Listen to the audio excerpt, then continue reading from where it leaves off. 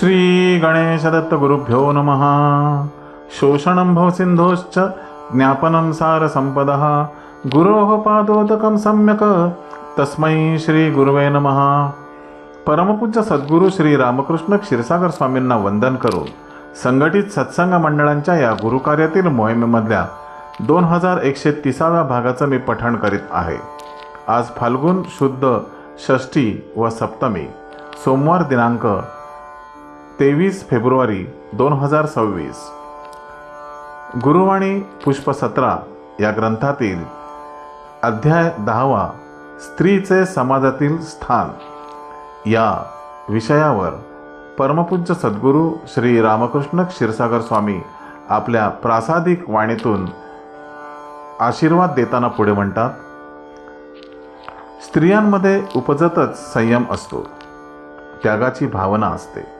त्यामुळेच प्रपंच करताना ती पतीला व मुलांना प्रेमपाशात बद्ध करून ठेवू शकते। प्रसंगी ती स्वतः उपाशी राहील, पण पतीला व मुलांना जे असेल ते अधिक खाऊ घालेल।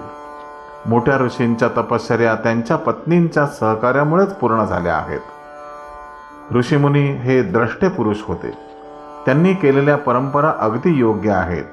ते स्त्री द्वेष करणारे नव्हते। पूर्वीचे अनेक ऋषीमुनी गृहस्थाश्रमी होते, याचा विचार करा।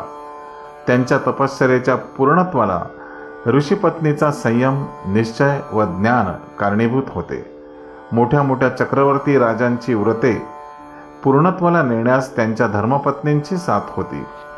शबरकेतू राजा रोज शंकराला ताजे चिताभस्म अर्पण करायचा, पण एक दिवस ताजे चिताभस्म मिळाले नाही।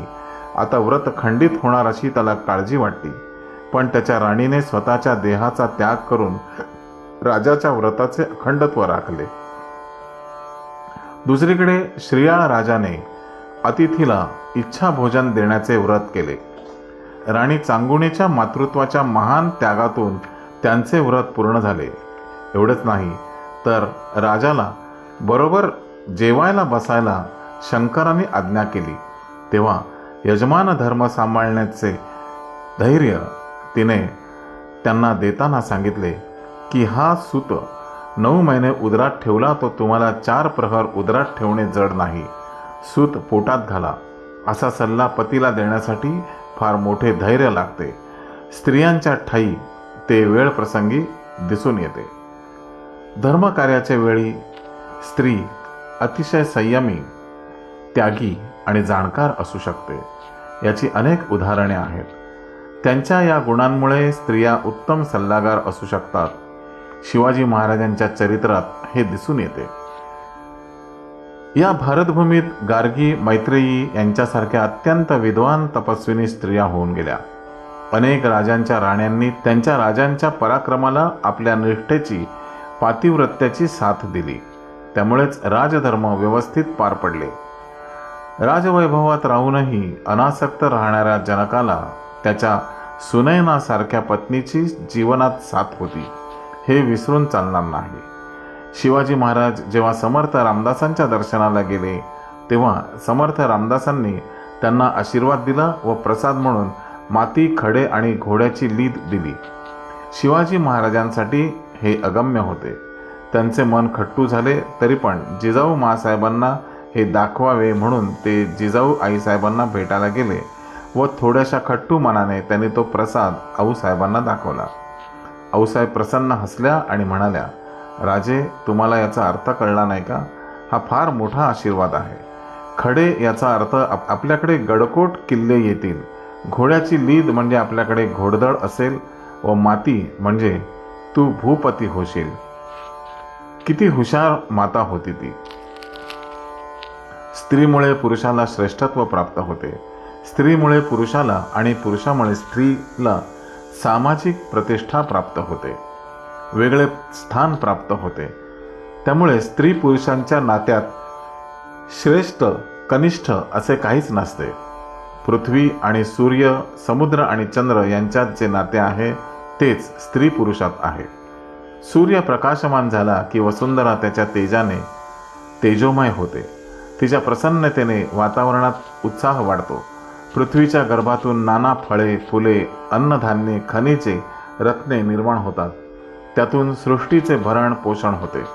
चंद्राच्या उदयाने समुद्राला उधाण येते. फळांमध्ये रस भरतो. प्रपंचात स्त्री पुरुषांचे संबंध असेच असतात. स्त्री आणि पुरुष दोघेही कुटुंबाचे आधारस्तंभ आहेत. दोघांच्या सहकार्यानेच कुटुंब संस्था आणि पर्यायाने समाज सुदृढ होतो. समाजाची विश्वसनीयता दृढ होते. हे जाणून पुरुषाने स्त्रीचा छळ करू नये, स्त्रीचा उपमर्द करू नये. शास्त्र वचन असे आहे की यत्र नार्यस्तु पूज्यते रमन्ते तत्र देवतः, म्हणजे जिथे स्त्रीचे पूजन होते तिथे देवता निवास करतात. याचा अर्थ स्त्रीची आरती ओवाळा असा नसून एकमेकांचा आदर करून सुखाचा प्रपंच करा, म्हणजे समाधान शांती मिळेल. स्त्री ही धार्मिक विचारांची असावी, कारण पुरुष धार्मिक समतोल नसला तरी अशी स्त्री त्याला आस्तिक बनवते, त्याला वैराग्यही देऊ शकते. विवाह प्रसंगी स्त्री आणि पुरुष एकमेकांना घास भरवतात. या संस्कारामध्ये एक सशक्त विचार आहे, तो असा की घास भरवताना तुझ्या उदरनिर्वाहाची जबाबदारी मी स्वीकारत आहे. असे पती तिला आश्वस्त करतो आणि कोंड्याचाही मांडा करून घालण्याची जबाबदारी मी स्वीकारते असे पत्नी पतीला सांगते. ते एकमेकांना आश्वस्त करतात. सधर्मचारिणी म्हणजे पतीचा धर्म हाच आपला धर्म मानून त्याला पूर्ण सहकार्य करणारी व पतीच्या निधनानंतरही तो धर्म सांभाळणारी होय. सधर्मचारिणी पत्नी पतीला त्याच्या सर्व कार्यात सहाय्य करते, म्हणजे आध्यात्मिक, कौटुंबिक व आर्थिक जबाबदाऱ्या पार पाडण्यासाठी सहाय्य करते. नुसती सवाष्ण स्त्रीच पतिव्रता असते असे नाही. विवाहाच्या वेळी पतिपत्नींनी अग्नीला साक्ष ठेवून प्रपंच करण्याचे व्रत घेतलेले असते व विवाहानंतर पती हयात नसताना देखील जी स्त्री पतीच्या सामाजिक कौटुंबिक जबाबदाऱ्या सांभाळण्याचा प्रयत्न करते ती देखील पतिव्रता स्त्री. मातृत्व व पितृत्व प्राप्त झाल्यावर आई वडिलांच्या स्वतःच्या दोषांचे वहन होते, त्यामुळे त्यांच्यातील दोष प्रकर्षाने कमी झालेले दिसतात. पाणी जसे वाहत वाहत स्वच्छ होते तसे दोषांचे होते. दोषांचे वहन झाल्यानेच मागच्यापेक्षा पुढची संतती हुशार निपजते. आता तुम्ही स्वतःचे उदाहरण घ्या. मुलांचे संगोपन करताना त्यांच्यावर हात उचलायला तुम्हाला एक क्षणभरही लागत नाही. त्यांच्या लहान लहान चुकांसाठी तुम्ही त्यांच्यावर ओरडता, परंतु पुढे त्याच चुका तुमच्या नातवंडाने केल्या तर तुम्ही पूर्वीप्रमाणे कृती करत नाही. शांततेने सबुरीने घेता. हे तुमच्यातील दोष कमी झाल्याचे लक्षण नाही का? पुरुषांनी स्त्रियांना केवळ मातृत्व देऊ नये तर स्वतः पिता म्हणून कर्तव्याचा स्वीकार करावा. पिता होणे हे सोपे, पण पितृत्वाचा स्वीकार करणे अवघड आहे. श्रेष्ठ पुरुष आणि श्रेष्ठ स्त्री जेव्हा एकत्र येतात तेव्हाच अभिमन्यू, शिवाजी महाराज, रामकृष्ण परमहंस, विवेकानंद यांच्यासारखे पराक्रमी, व्यासंगी, धर्मनिष्ठ, दृढ निश्चयी असे श्रेष्ठ पुरुष जन्माला येतात.